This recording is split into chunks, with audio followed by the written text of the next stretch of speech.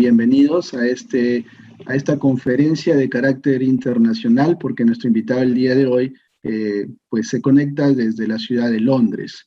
Quien les saluda es el ingeniero Velázquez y yo voy a ser el moderador en esta conferencia, así que voy a pasar las preguntas a nuestro expositor, ¿no? Al final de la charla. Si alguien tiene alguna inquietud, me lo puede manifestar, ya sea a través del micrófono o a través del chat. Ya sin más protocolo, entonces voy a proceder a presentar a nuestro expositor del día de hoy, ¿ya? Él es el doctor Cristian Málaga, ¿ya? Es catedrático y profesor asociado en estructuras en el Imperial College de Londres, Inglaterra. Él dirige el grupo de investigación en tecnologías estructurales emergentes, tiene intereses en ingeniería sísmica, madera estructural, dinámica aplicada y el desarrollo e implementación de sistemas de amortiguación pasivos y semiactivos, y además ha recibido premios como el TK-CIE del ICE, el premio al mejor artículo de investigación del ISTRAC-E y el premio Unwin del Imperial College. El doctor Cristian Málaga el día de hoy nos va a hablar justamente sobre un tema de ingeniería de puentes. El título de su webinar es Dos hechos trágicos y famosos en puentes, como fueron el Millennium y el Tacoma Narrows, y nos va a dar algunas reflexiones acerca de las ciencias de la ingeniería. Así que, bienvenido, Cristian. Adelante, puedes empezar cuando lo desees. Entonces, muchas gracias, José, por la presentación. Luego les voy a explicar por qué este título tan extraño. Le he cambiado un poco el título a lo que le mandé a José inicialmente, pero vamos a tratar básicamente el mismo tema. Lo que pienso hacer ahora es, en una primera parte, introducir el grupo de investigación que yo dirijo acá en el Imperial College. Y luego voy a introducir esto del fenómeno de la sincronización y la resonancia. Estoy asumiendo que ustedes ya tienen, digamos, un curso básico en ingeniería estructural y en dinámica estructural. Es algo que no podría asumir en otras circunstancias, por ejemplo, acá en Inglaterra, donde la ingeniería antisísmica no es, digamos, enseñada de una manera tan extendida. Pero sin embargo, para el auditorio al cual me estoy dirigiendo, yo creo que puedo asumir cierta familiaridad con algunos conceptos, que sin embargo los voy a revisar un poco cuando llegue esa parte, para después presentar estos dos casos a los que nos estamos refiriendo y terminar con algunas reflexiones finales, ¿no? Yo dirijo un laboratorio, un grupo de investigación que le denominamos estructuras emergentes o tecnologías estructurales emergentes. Nuestro objetivo es promover o generar conocimiento y promover estructuras o sistemas estructurales o metodologías de diseño estructural que sean nuevas y que nos ayuden a conseguir los paradigmas de sostenibilidad y resiliencia, ¿no? Y para eso nosotros empleamos una serie de métodos numéricos, experimentales, y también hacemos algunos análisis analíticos en base a ecuaciones, digamos, o modelos mecánicos, etcétera. Y actualmente tenemos un grupo de 5 estudiantes de PhD. Normalmente recibo 2 o 3 alumnos de doctorado al año y uno que otro investigador de postdoctor. Y tenemos un grupo bastante animado. Somos para la, digamos, naturaleza inglesa quizás un poquito más bulliciosos que el resto, pero somos un grupo alegre y bastante curioso. Tenemos mucha curiosidad por descubrir nuevas partes del conocimiento que nos puedan ayudar a, digamos, mejorar nuestras construcciones o mejorar nuestras instalaciones en un futuro no muy lejano. Pero el énfasis es no tanto en estructuras o, digamos, en metodologías que ya están bastante establecidas, aunque no sean conocidas, sino más bien el énfasis es en estructuras que, digamos, todavía va a llevar un tiempo hasta que se implementen en los códigos de diseño o en las guías internacionales, ¿no?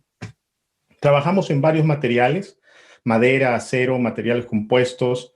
Este video que ustedes ven aquí, por ejemplo, es de un ensayo que hicimos a alta velocidad de unas conexiones de acero sometidas a cargas que pueden ser cargas de colapso progresivo, lo que sucedería, digamos, tipo Torre Gemelas, un colapso de ese tipo, en donde los pisos caen uno sobre otro y generan estas cargas muy fuertes y que generan unas deformaciones con alta velocidad, ¿no? Ratios de strain muy elevados. Y entonces estamos acá analizando la respuesta de unos top and seat angles, ¿no? Ángulos en estructuras de acero, con un perno que en esa época, esto es ya casi 10 años, en esa época era un perno un poco novedoso porque tenía, digamos, era un perno que se accionaba solamente desde un lado, ¿no? Es lo que se llama blind bolt. También trabajamos en otro tipo de conexiones. En este caso, el video representa una conexión en madera con algunos elementos de acero. La madera es un material muy frágil y por ende nosotros utilizamos los elementos de acero para proveerla de ductilidad.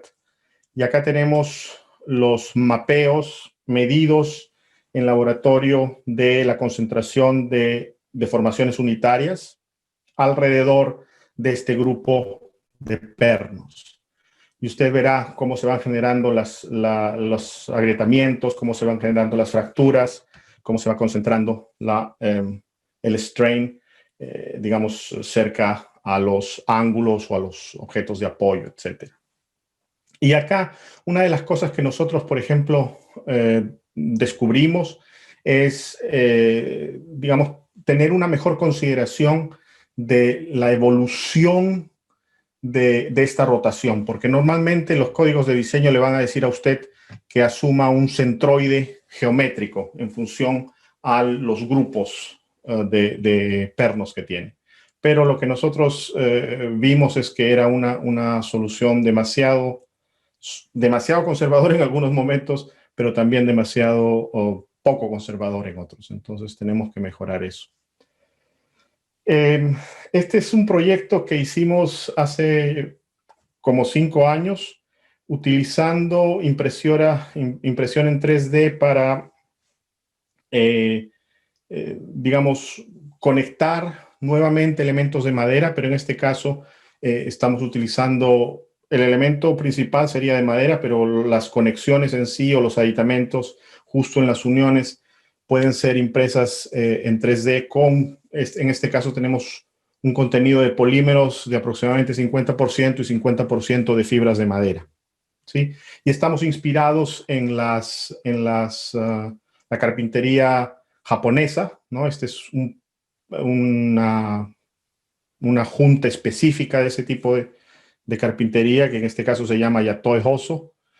Y hicimos algunos ensayos en laboratorio, también hacemos modelos numéricos y verificamos las capacidades, algunas ventajas, algunas desventajas del uso localizado de la impresora en 3D para proveer de conexiones en base a bearing o en base a empujes en estas estructuras de madera. Las estructuras de madera son una parte muy importante en nuestra investigación porque, bueno, nosotros comenzamos con esto hace casi como 10 años, cuando la madera comenzaba este auge que tiene ahora en Europa y también en Latinoamérica. Ustedes verán, nuestros compañeros en Chile, por ejemplo, tienen un desarrollo en madera espectacular y ahora están comenzando a mejorar sus normas de diseño y a impulsar mucho más el desarrollo en esta área, ¿no? Nosotros comenzamos haciendo algunos análisis numéricos, también hemos hecho algunos experimentos. Este es un edificio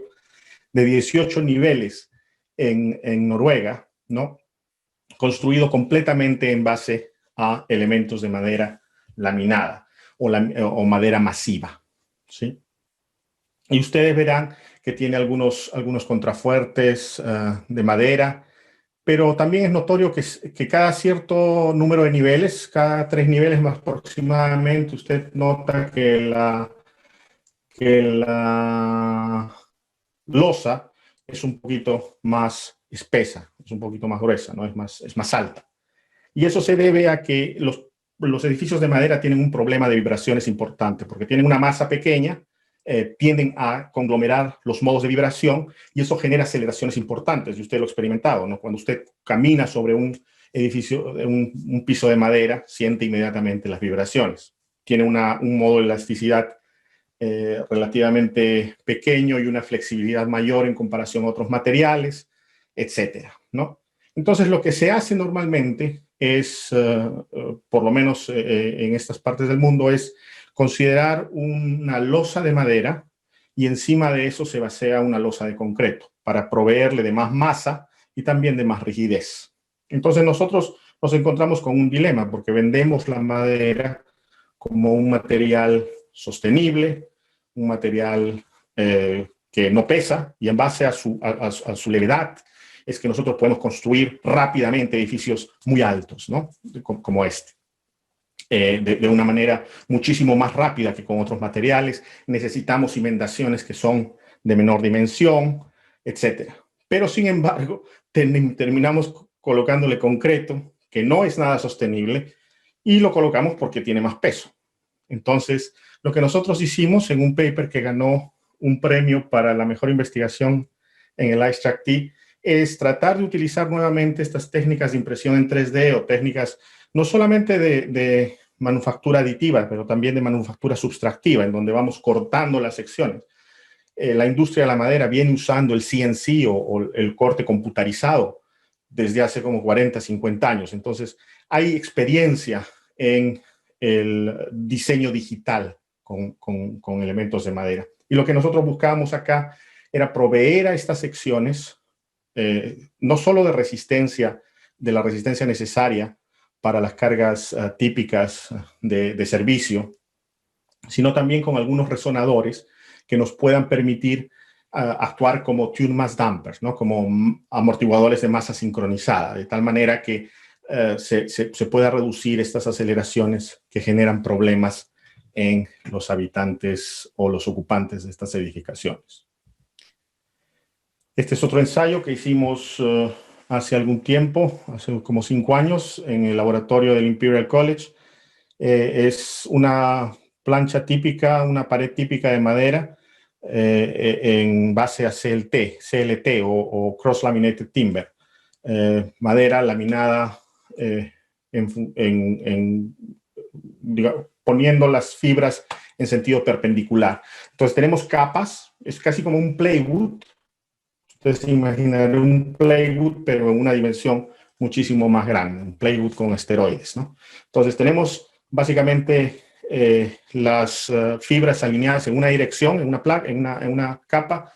La siguiente capa que vamos a pegar a un lado de ella va a ser con las fibras en la dirección perpendicular y así sucesivamente, ¿no? Entonces podemos generar paredes o elementos que tengan espesores entre 50, 60 milímetros hasta 350, incluso 400 milímetros.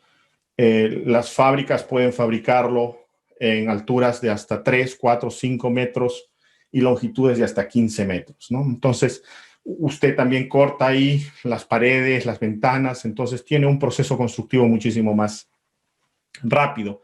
Pero uno de los problemas es que las construcciones tradicionales con este tipo de materiales involucran estas conexiones con pernos o con clavos que terminan dañándose luego de un sismo. Y el proceso de reparación es no solo costoso, pero es también problemático, ¿no? Usted se imaginará reemplazar un número alto de estas uniones. Entonces, nosotros también tratamos de entender en nuestro grupo el funcionamiento de estos materiales a una escala o a nivel del material en sí mismo. Hemos desarrollado modelos continuos, modelos constitutivos de madera que nos permiten considerar la degradación del material frente a cargas cíclicas, etcétera, ¿no? Otro de los problemas que tenemos en estas estructuras de madera son los problemas de aceleraciones. Este es un edificio que fue ensayado en Japón por el profesor Cecotti. Es un edificio de 7 niveles que tuvo muy poco daño estructural. ¿Sí? Algunas conexiones en los niveles inferiores que tuvieron que ser reparadas, o que tendrían que ser reparadas, pero en general muy poco daño estructural. Pero usted observará que estamos acá en el nivel superior y el nivel de aceleraciones que se observó en este nivel fue muy grande. Estamos hablando de aceleraciones del orden de 2.8, 3 veces la gravedad. Entonces, como si usted lo empujaran con 3 veces su peso en fuerza. Y eso significa un peligro para los ocupantes, un peligro para la seguridad de los contenidos, etc. Entonces, nosotros también estamos mirando al problema de los muros basculantes, pero los muros basculantes lo que tienen es que me logran, digamos, disociar digamos, ya no necesito utilizar estas conexiones en el nivel inferior o las conexiones entre el muro y la cimentación. Entonces ya no genero daño en ese sentido. Puedo generar un poco de daño en base a impacto o algo de compresión, pero es un daño que es controlable y limitado. Reduzco los desplazamientos, pero este sistema de rocking genera un incremento en las aceleraciones. Entonces, lo que estábamos estudiando con Rodrigo, que es un alumno de doctorado que se está por graduar, es el uso de dispositivos de amortiguamiento en base a inercia suplementaria, ¿no? Normalmente nosotros estamos acostumbrados a pensar en dispositivos de amortiguamiento en base a amortiguamiento suplementario, o sea, y generalmente amortiguamiento viscoso, del tipo viscoso. Y acá lo que estamos haciendo es comparar las respuestas en verde, por ejemplo, de una estructura con base fija, una estructura convencional, donde estamos fijando la estructura a la base. Tenemos en la línea negra la estructura con rocking y un amortiguador viscoso. Y en azul tenemos la estructura con rocking y el inerte o el amortiguamiento suplementario de masa rotacional.